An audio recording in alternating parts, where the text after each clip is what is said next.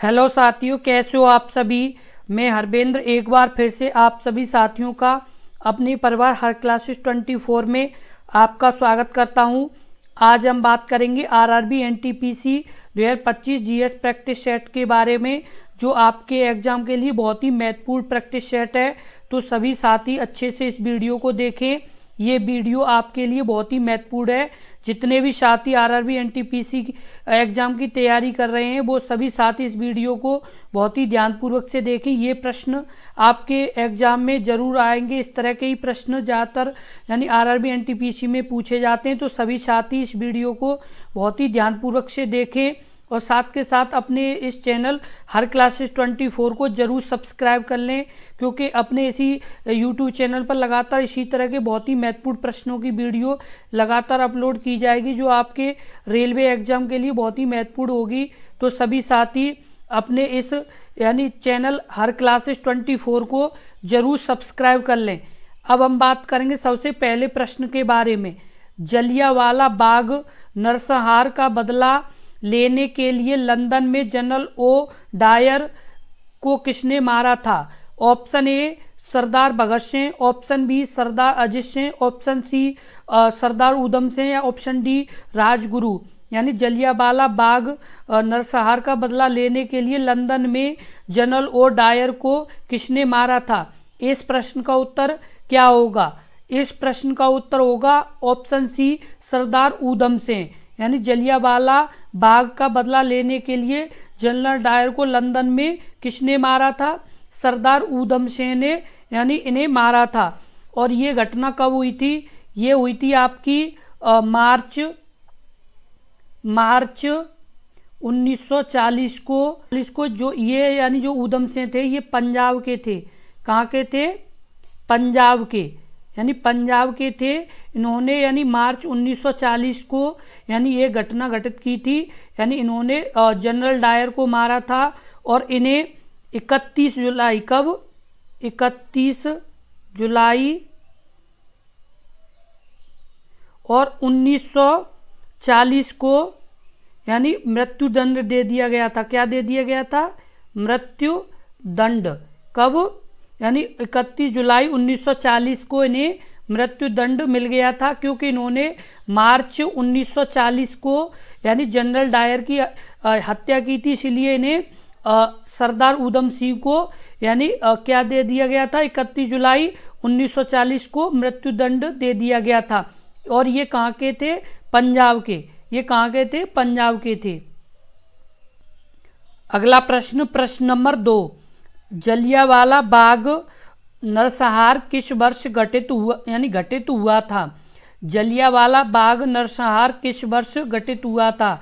Option 1919, option B 1947, option C 1936 या option D 1921। Jallianwala Bagh नरसंहार किस वर्ष घटित हुआ था? इस प्रश्न का उत्तर क्या होगा? इस प्रश्न का उत्तर होगा ऑप्शन ए यानी 1919 को। जलियांवाला बाग नरसंहार किस वर्ष घटित हुआ था? 1919 को हुआ था। यानी 13 अप्रैल कब? 13 अप्रैल 1919 को ये घटित हुआ था। किसके कारण ये हुआ था आपका? यानी सत्यपाल, कौन? डॉक्टर यानी सत्यपाल, यानी डॉक्टर सत्यपाल और आपके डॉक्टर सैफुद्दीन किचलू। कौन? डॉक्टर यानी सैफुद्दीन, डॉक्टर सैफुद्दीन किचलू, डॉक्टर सैफुद्दीन किचलू की गिरफ्तारी के विरोध के कारण किसकी यानी की गिरफ्तारी यानी डॉक्टर सत्यपाल और डॉक्टर सैफुद्दीन किचलू की गिरफ्तारी के कारण यानी क्या हो रहा था? विरोध हो रहा था। जहाँ पर ये मतलब जलियांवाला बाग हत्याकांड हुआ है वो किस कारण हुआ है? यानी डॉक्टर सत्यपाल और डॉक्टर सैफुद्दीन यानी किचलू की गिरफ्तारी के कारण यानी विरोध हो रहा था। जहाँ पर एक सभा लगी हुई थी, वहाँ पर क्या किया गया था कि जनरल डायर के द्वारा यानी गोलियों की यानी बरसात कर दी गई, जिसमें बहुत सारे लोग क्या हो गए थे? मारे गए थे। ये किसके कारण यानी डॉक्टर सत्यपाल और सैफुद्दीन किचलू की यानी गिरफ्तारी का यानी विरोध हो रहा था। एक सभा लगी हुई थी जहां पर यानी जनरल डायर ने यानी गोलियों की वर्षा कर दी थी। कब? 13 अप्रैल 1919 को। और इसमें जो जनरल डायर का सहयोग किया था वो व्यक्ति एक भारतीय थे, हंसराज यानी हंसराज नामक एक भारतीय व्यक्ति ने, किसने? हंसराज नामक एक भारतीय व्यक्ति ने यानी जनरल डायर की क्या की थी? सहायता की थी। इस यानी जलियांवाला बाग हत्याकांड के लिए यानी किसने सहायता की थी? हंसराज यानी हंसराज नामक एक भारतीय व्यक्ति ने। ये कब हुआ था? जलियांवाला बाग हत्याकांड 13 अप्रैल 1919 को। और ये जो आपका यानी जो ये हुआ था ये किसके कारण हुआ था? ये हुआ था आपका डॉक्टर सत्यपाल और सैफुद्दीन किचलू की गिरफ्तारी के कारण एक सभा हुई थी। वहां पर यानी जनरल डायर ने क्या किया था? गोलियों की बरसात कर दी थी जिसमें बहुत सारे लोग मारे गए थे। अगला प्रश्न नंबर 3। 25 जुलाई 2012 को श्री प्रणब मुखर्जी ने भारत के यानी वे राष्ट्रपति के रूप में पदभार ग्रहण किया था। ऑप्शन ए यानी 12वें, ऑप्शन बी 14वें, ऑप्शन सी 11वें या ऑप्शन डी 13वें। यानी 25 जुलाई को यानी प्रणब मुखर्जी ने यानी 2012 में भारत के राष्ट्रपति के रूप में यानी पदभार यानी ग्रहण किया था। यानी किस नंबर के यानी राष्ट्रपति यानी ये बने थे? यानी कब? 25 जुलाई 2012 को। इस प्रश्न का उत्तर बताएं। इस प्रश्न का उत्तर क्या होगा? इस प्रश्न का जो उत्तर सही होगा वो होगा आपका यानी 13वें नंबर के। किस नंबर के? 13वें नंबर के ये यानी राष्ट्रपति बने थे। कौन? यानी आपके यानी प्रणब मुखर्जी। कौन बने थे? प्रणब मुखर्जी बने थे। और जैसे उनसे पहले 12वें नंबर पर कौन थे? यानी 12वें नंबर पर थी प्रतिभा पाटिल। कौन थी? प्रतिभा पाटिल, जो आपकी यानी रही थी 25 जुलाई कब से? 25 जुलाई 2007 से। कब से? 2007 से आपकी 2012 तक। कब तक? 2012 तक। और उससे पहले 11वें नंबर के कौन थे? 11वें नंबर के आपके थे एपीजे अब्दुल कलाम। कौन थे? एपीजे अब्दुल कलाम। कौन थे? एपीजे अब्दुल कलाम थे, जो 11वें नंबर के थे। ये कब से कब तक रहे थे? ये आपके रहे थे 25 जुलाई 2002 से 2000 यानी 7 तक। कब तक? 2007 तक रहे थे। ये किस नंबर के थे? 11वें। और उसके बाद यानी 12वें पर थी आपकी प्रतिभा पाटिल। और उसके बाद 13वें नंबर पर आपके थे प्रणब मुखर्जी। कौन थे? प्रणब मुखर्जी थे। और आपके 14वें नंबर पर कौन थे? 14वें नंबर पर थे आपके रामनाथ कोविंद। कौन? रामनाथ कोविंद। कौन? रामनाथ कोविंद थे। उसके बाद आपके ये कितने नंबर के थे? 14वें। और 15वें नंबर पर कौन है? द्रौपदी मुर्मू। कौन? द्रौपदी मुर्मू आपकी यानी 15वें नंबर। आपको हम बता दें सबसे पहले 11वें नंबर पर एपीजे अब्दुल कलाम, 12वें नंबर पर प्रतिभा पाटिल, उसके बाद 13वें नंबर पर आपके प्रणब मुखर्जी, 14वें नंबर पर रामनाथ कोविंद और 15वें नंबर पर आपकी द्रौपदी मुर्मू। अगला प्रश्न नंबर 4। निम्नलिखित में से कौन कभी भारत का उपराष्ट्रपति नहीं रहा? Option A doctor Mohammad Hamid Ansari, option B APJ Abdul Kalam, option C Ramaswamy Venkataraman, option D Shankar Dayal Sharma. आप इस प्रश्न का उत्तर बताएं। इस प्रश्न का उत्तर क्या होगा? यानी निम्नलिखित में से कभी भारत के उपराष्ट्रपति नहीं रहे। कौन नहीं रहे थे? आप इस प्रश्न का उत्तर बताएं। इस प्रश्न का उत्तर क्या होगा? इस प्रश्न का उत्तर क्या होगा? इस प्रश्न का उत्तर होगा आपका ऑप्शन बी एपीजे अब्दुल कलाम। यानी निम्नलिखित में से कभी भारत के उपराष्ट्रपति नहीं रहे। वो कौन नहीं रहे थे? डॉक्टर एपीजे अब्दुल कलाम। ये क्या थे आपके? यानी आपके थे ये राष्ट्रपति। क्या थे ये? आपके राष्ट्रपति रहे थे। क्या रहे थे? ये राष्ट्रपति रहे थे। कब से कब तक? ये आपके रहे थे 25 जुलाई 2000। कब से? 2002 से 25 जुलाई 2007 तक। कब तक रहे थे? 25 जुलाई 2007 तक रहे थे। और ये क्या थे? यानी राष्ट्रपति थे। और ये मोहम्मद अंसारी यानी हामिद अंसारी, रामास्वामी वेंकटरमन और शंकर दयाल शर्मा ये आपके यानी उपराष्ट्रपति यानी रहे थे। और ये आपके डॉक्टर एपीजे अब्दुल कलाम क्या थे? राष्ट्रपति थे। अगला प्रश्न, प्रश्न नंबर 5, यानी से हिमनद ग्लेशियर बनती है। ऑप्शन ए बर्फ का जमाव, ऑप्शन बी भारी वर्षा, ऑप्शन सी पिघलता हुआ बर्फ का यानी बर्फ, ऑप्शन डी भारी ओलावृष्टि। आप इस प्रश्न का उत्तर बताएं। इस प्रश्न का उत्तर क्या होगा? आप इस प्रश्न का उत्तर बताएं। इस प्रश्न का उत्तर क्या होगा? यानी से हिमनद ग्लेशियर बनती है। इस प्रश्न का उत्तर क्या होगा? इस प्रश्न का उत्तर होगा ऑप्शन ए यानी बर्फ का जमाव। क्या सही होगा? यानी बर्फ का जमाव। यानी बर्फ के जमाव के कारण क्या बनती है? यानी हिमनद या ग्लेशियर बनता है। किससे बनता है? बर्फ के यानी जमाव के कारण क्या बनता है? यानी ग्लेशियर या हिमनद बनता है। अगला प्रश्न है प्रश्न नंबर 6, निम्नलिखित में से कौन सा भारत का सबसे बड़ा ग्लेशियर है?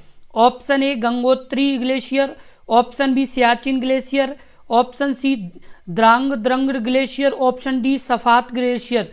आप इस प्रश्न का उत्तर बताएं। निम्नलिखित में से भारत का सबसे बड़ा ग्लेशियर कौन सा है? इस प्रश्न का उत्तर क्या होगा? इस प्रश्न का उत्तर होगा ऑप्शन बी सियाचिन ग्लेशियर। यानी निम्नलिखित में से भारत का सबसे बड़ा ग्लेशियर कौन सा है? सियाचिन ग्लेशियर है।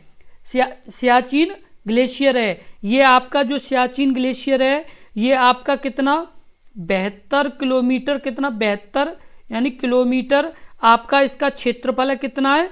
72 किलोमीटर ये यानी इसका क्या है? क्षेत्रफल है। और इस पे यानी 1984 से भारतीय सेना क्या? भारतीय सेना तैनात है। कब से? यानी 1984 से यानी भारतीय सेना यहाँ पर यानी सियाचिन ग्लेशियर पर तैनात है। और ये कितना यानी इसका क्षेत्रफल है? 72 किलोमीटर इसका क्षेत्रफल है। और सबसे यानी बड़ा यानी कौन सा है? सियाचिन ग्लेशियर यानी आपका सबसे बड़ा यानी ग्लेशियर है। अगला प्रश्न है प्रश्न नंबर 7, निम्नलिखित में से यानी भिन्न ज्ञात करें। Option A RTGS, option B EMI, option C ECS और ऑप्शन डी नेफ्ट। यानी निम्नलिखित में से यानी भिन्न ज्ञात करें। इस प्रश्न का उत्तर क्या होगा? आप इस प्रश्न का उत्तर बताएं। इस प्रश्न का उत्तर क्या होगा? Option A RTGS, option B EMI, option C ECS या ऑप्शन डी नेफ्ट। इस प्रश्न का उत्तर क्या होगा? इस प्रश्न का जो उत्तर सही होगा वो होगा आपका ईएमआई। क्या होगा? ईएमआई। यानी निम्नलिखित में से क्या भिन्न है? ईएमआई यानी इसमें भिन्न है। ईएमआई की जो फुल फॉर्म होती है वो होती है आपकी इक्वेटेड, क्या होती है? Equated equated equated equated monthly instalment. क्या होती है? Monthly instalment. ये किसकी फुल फॉर्म होती है? आपकी ईएमआई की। क्या होती है? Equated monthly instalment. क्या होती है? इक्वेटेड मंथली इंस्टॉलमेंट होती है। किसकी फुल फॉर्म होती है? ये आपकी ईएमआई की यानी फुल फॉर्म क्या होती है? Equated monthly instalment. और आपकी जो आरटीजीएस है, क्या है ये? आपका आरटीजीएस है, इसका यानी फुल फॉर्म होती है रियल, क्या होती है? Real time gross settlement. क्या होती है? Real time gross settlement. क्या होती है? रियल टाइम ग्रास सेटलमेंट किसकी फुल फॉर्म है? आरटीजीएस की। और आपकी ईसीएस की पूरी फुल फॉर्म होती है इलेक्ट्रॉनिक क्लियरिंग सिस्टम। क्या होती है? Electronic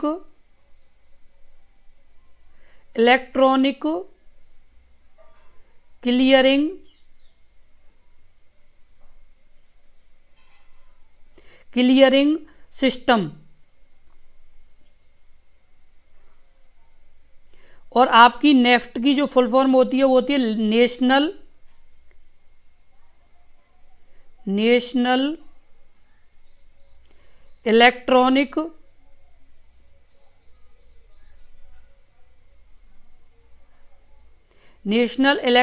fund transfer.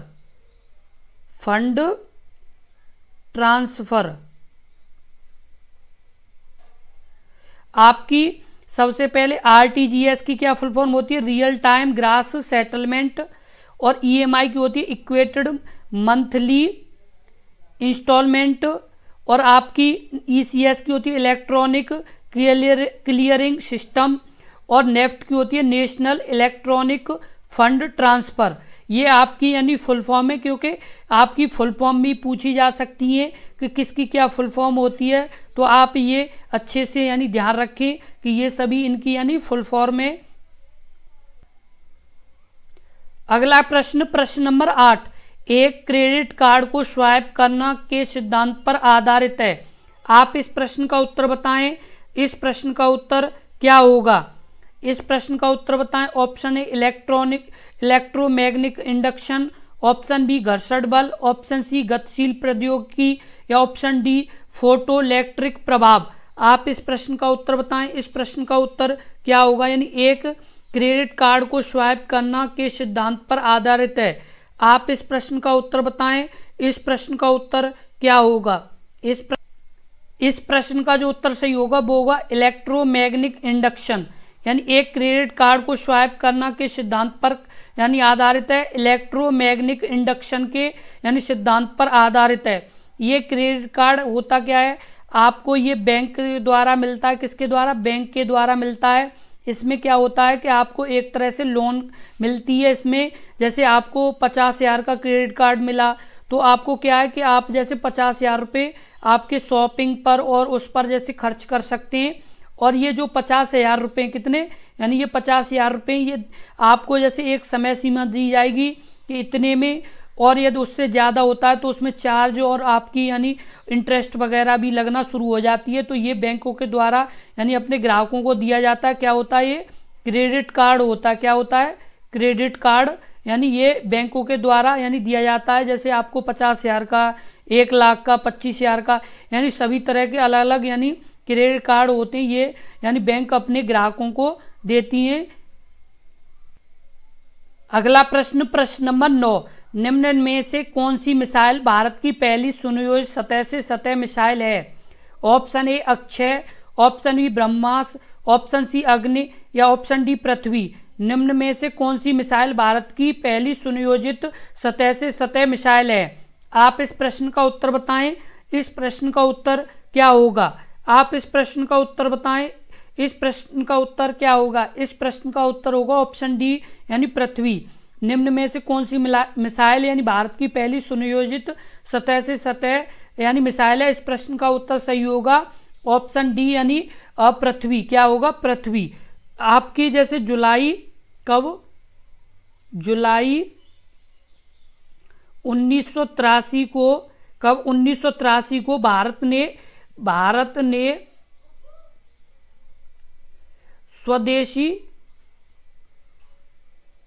स्वदेशी मिसाइल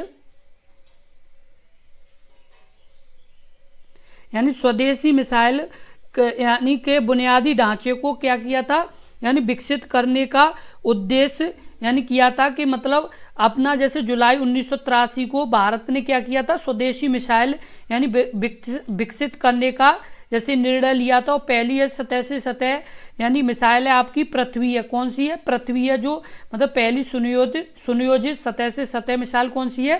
पृथ्वी है। अगला प्रश्न है प्रश्न नंबर 10, दुनिया की प्रथम महिला अंतरिक्ष यात्री थी। Option A Valentina Tereshkova, option B Judith Resnik, option C Svetlana Savitskaya, option D Sally Ride. आप इस प्रश्न का उत्तर बताएं। इस प्रश्न का उत्तर क्या होगा? यानी दुनिया की पहली प्रथम महिला अंतरिक्ष यात्री कौन थी? इस प्रश्न का उत्तर बताएं। इस प्रश्न का उत्तर क्या होगा? इस प्रश्न का उत्तर बताएं। इस प्रश्न का उत्तर क्या होगा? इस प्रश्न का उत्तर होगा ऑप्शन ए वैलेंटीना तेरेस्कोवा। यानी दुनिया की पहली यानी प्रथम महिला अंतरिक्ष यात्री कौन थी? Valentina Tereshkova. ये कहाँ की थी? रूस की। कहाँ की थी? ये रूस की थी।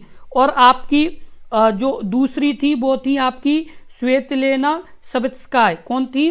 स्वेतलेना सवित्स्काय थी दूसरी, यानी रूसी यात्री। ये कौन से नंबर की? दूसरी थी। और ये भी कहाँ की थी? ये रूस की थी। पहली रूस की यानी कौन थी? वैलेंटीना तेरेस्कोवा, जो पहली यानी दुनिया की प्रथम यानी महिला अंतरिक्ष यात्री थी। और स्वेतलेना सवित्स्काय ये दूसरी रूस की यानी महिला अंतरिक्ष यात्री थी। इसी तरह के बहुत ही महत्वपूर्ण प्रश्नों की वीडियो देखने के लिए अपने इस YouTube चैनल हर क्लासेस 24 को जरूर सब्सक्राइब कर लें। और साथियों, हम आपको बता दें कि आपके RRB NTPC एग्जाम का समय बहुत ज़्यादा नहीं है, तो सभी साथी मन लगा करके अपनी तैयारी करें और एक शेड्यूल बना लें कि हमें इतने टाइम ये पढ़ना है, इतने टाइम ये सब्जेक्ट पढ़ना है और इस टॉपिक को इस समय क्लियर करना। ये सभी आप टाइम टेबल बना लें। ये आपके लिए बहुत ही अच्छी अपॉर्चुनिटी है, क्योंकि इस तरह की जॉब बार बार नहीं आती हैं। तो आपको यानी इस जॉब को लेने के लिए आपको मेहनत तो करनी पड़ेगी। आप ये सोचें कि यानी हमें बिना मेहनत के और ये जॉब मिल जाए, तो ऐसा नहीं है, क्योंकि बहुत से साथी इस एग्ज़ाम की तैयारी कर रहे हैं और बहुत से फॉर्म भी पड़े हैं। तो सभी साथी जो भी इसकी यानी तैयारी कर रहे हैं वो मन लगा के करें और अपने इसी YouTube चैनल से लगातार जुड़े रहें, क्योंकि इसी तरह के बहुत ही महत्वपूर्ण प्रश्न अपने इसी YouTube चैनल पर लगातार अपलोड किए जाएंगे और टॉपिक वाइज भी पढ़ाए जा रहे हैं। तो सभी साथ ही अपने इसी YouTube चैनल हर क्लास 24 के साथ लगातार जुड़े रहें और एक बार वीडियो को शेयर जरूर कर दें और लाइक कर दें। जय हिंद, जय भारत।